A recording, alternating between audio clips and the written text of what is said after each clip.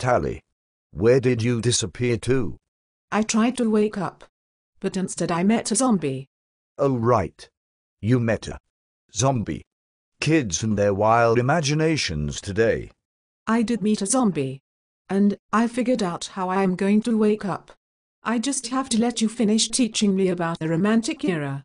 Hallelujah, it took you long enough.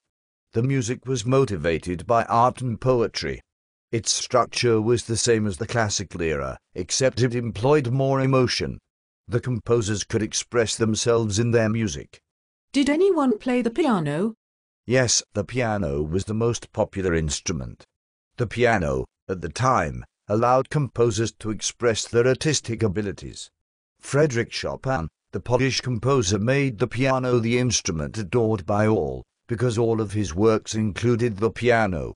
He started to compose music at the age of 12. He composed over 200 piano pieces. One of his famous waltzes, Les Adieux, is about lovers who part. Franz Liszt was a Hungarian composer and pianist.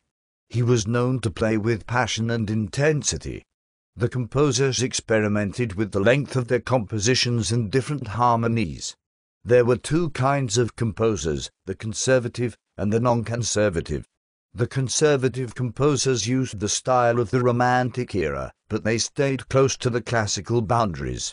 Some of the conservative composers were Franz Schubert, born in 1797 and died in 1828, Robert Schumann, 1810 until 1856, and Johann Brahms, born in 1833 and he died in 1897. Brahms' works were distinguished by his use of color and warmth. Robert Schumann and Beethoven were his influences. He used Schumann's lyricalism and Beethoven's energy.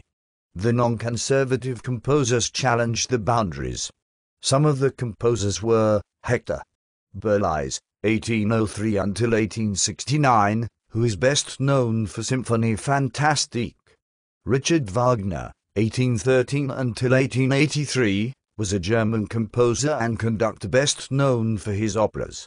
He used complex texture and rich harmonies. What about Tchaikovsky? Pyotr Tchaikovsky, 1840 until 1893, was the most expressive Russian composer of the Romantic era. He wrote symphonies, operas and ballets. His ballets Swan Lake and The Nutcracker are very famous.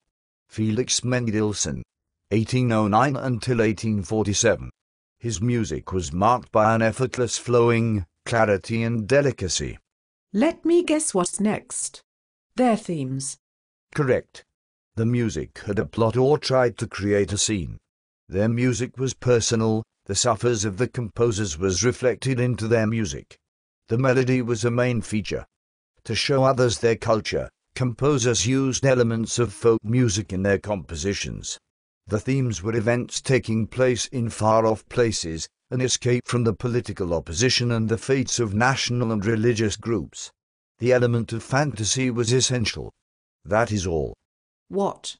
We are completely finished. Oh my God. I've been trying to wake up this whole time and all you have to say is, that is all? Fine, let's go.